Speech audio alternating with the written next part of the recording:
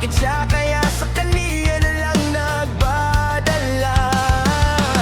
Parang sa agos ng dagat pag nakahiga, huwag ka mag-aalala baby, mamimiss kita.